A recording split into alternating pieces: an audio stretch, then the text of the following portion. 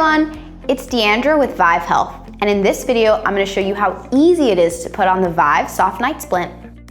First, remove the massage ball from the heel of the splint.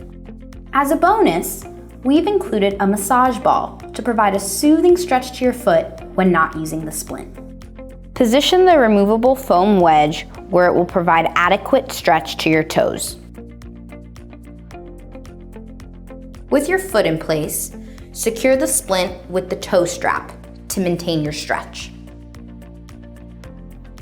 Now, using the ankle strap, secure your foot in place. Finally, use the calf strap to keep your foot from shifting around when you move. And just like that, you've put on the Vive Soft Night Splint. I hope you guys liked the video. Give us a thumbs up. Leave a comment down below if you have any questions, and subscribe to our channel so you don't miss out on any of our videos.